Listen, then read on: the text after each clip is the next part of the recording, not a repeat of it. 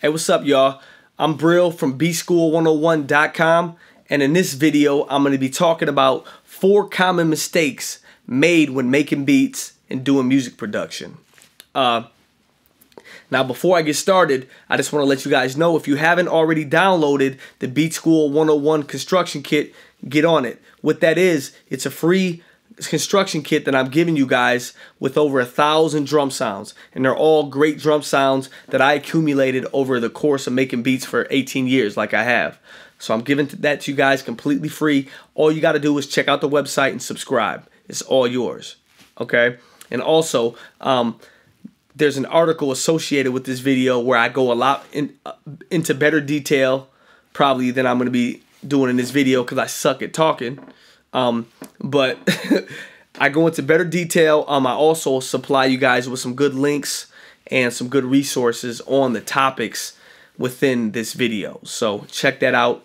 The links are underneath the video in the description here. So without further ado, let's start.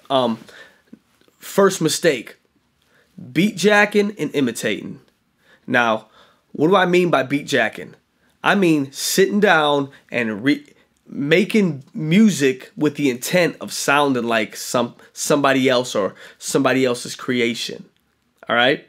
Now, don't get me wrong. There's nothing wrong with listening to technique and, studying, style and different genres of music. That's great, because what that's doing is it's expanding your musical concept, which is only going to help you make better beats. But there's a big difference. For example, if I was going to sit down tonight and sit down at the beat machine, and then I just got done listening to Pusha T's album, and now I'm like, oh, I want a beat that sounds like track 2. Nah. You don't want to do that. Trust me. I know it's hard not to do that, especially when you're new. But what you got to do, guys, is you got to find whatever it is inside of you that makes you unique or makes you an individual, and you got to start focusing your energy on that. So, and the best way I explain it would be to, instead of looking out at the world for inspiration, start looking inside yourself for your own creative inspiration. Find out what it is that makes you you. For example, me. My grandparents are from Barbados, okay? So I grew up around a lot of reggae and Caribbean music. So that naturally is who I am. So I find that a lot of my music takes on that certain tone. Also, my father, he was a cunguero. He plays in salsa bands. So I listen to a lot of Latin music, and that tends to appear in my music too. But doing this so long, I made that mistake for a long time. Is when I sat down to make music, I would unintentionally try to make music like shit that was out. And to be honest, a lot of shit that's out I don't even like. So I had to kill that noise completely, because I'm like, why am I sitting down trying to make music to sound like something I'm not even feeling? So just by me doing that, there was an immediate disconnect.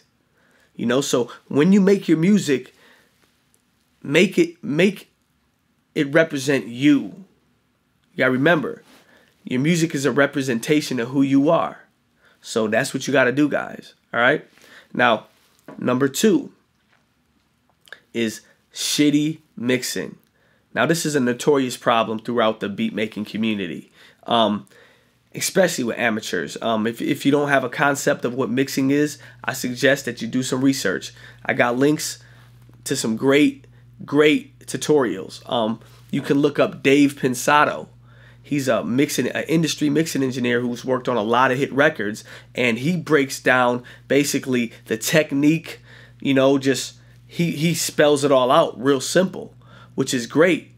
I remember when I first started mixing, or taking mixing serious 10 years ago, maybe 8, 9, 10 years ago. There was nothing. Now, there wasn't all these YouTube tutorials like you got nowadays. We didn't have that. So what I had to do is I had to learn trial and error by myself.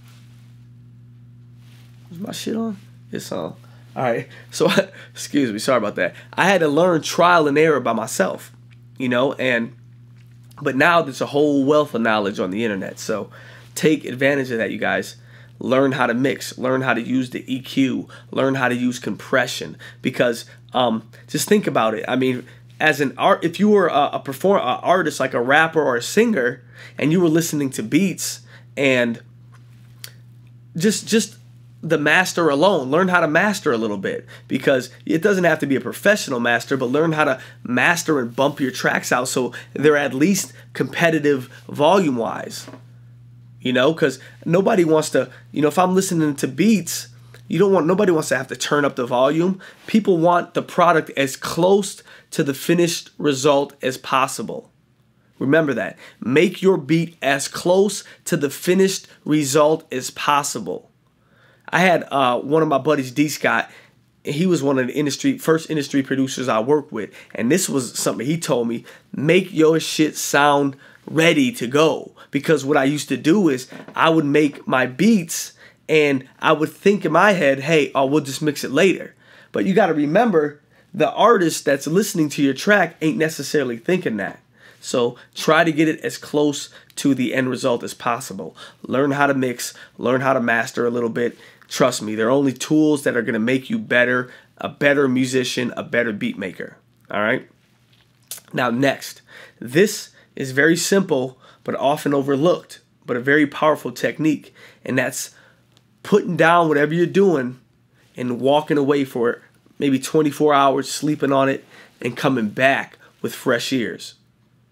Now, what does that do? You got to remember, your ears, they're mechanical, not like a robot, but they're, biomechanically, they get fatigued.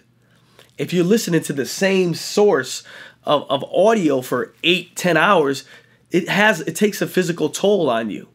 And not just physically, but also psychologically. When you're listening to something for a long period of time, over and over, you start to kind of warp your perception or create biases on what you're listening to. And the best way to get rid of that is to walk away, sleep on it, and come back with fresh ears. The technique, this is what makes a good mixing engineer and good mastering engineers, is their ability to continually listen to a source of music with fresh ears. So as I'm progressing in my career as a mixing engineer, I'm learning how to consistently listen with fresh ears, as if I was somebody listening to it for the first time. And what that does is it helps you kind of keep the music in perspective when you're trying to figure out the tonal value and the different dynamic ranges going on within your beat. So that's a great technique, guys. Put it down, walk away for a night, sleep on it, come back, listen to it.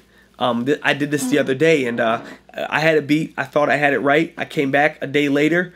All of a sudden, the beat was talking to me again. It was telling me stuff that I didn't hear the first day I was doing it, because my ears got kind of sick of it. So that's that. And last but not least, guys, a big mistake I hear is people don't have a solid understanding of musical theory. Remember, music is a language, and you got to learn the tongue and learn how to speak that language. And being a language means that there's certain rules within the language. Rules like timing of music. You got to learn timing. The different keys of music. If you don't know what keys are, step your game up. Go do some research on the keys of music. Also, inside of keys, you got intervals, different chords, and chord progressions. Now, I can hear a song and I can tell you, oh, hey, that's a 1, 4, 5, 6 chord progression. All right, learn chord progressions, guys.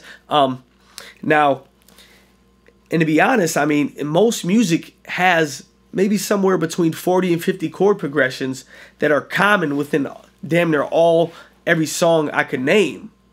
You're going to find common chord progressions in most music, and that's just natural. I'm sorry I keep looking to the side, guys, but my audio has been shitting out on me the whole night. This is like my 1900 take.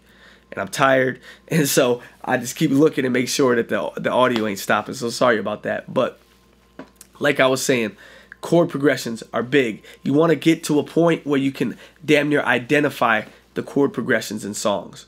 Because trust me, guys, if you don't know how to do it, I'm telling you, there's other producers out there that got it down to a science.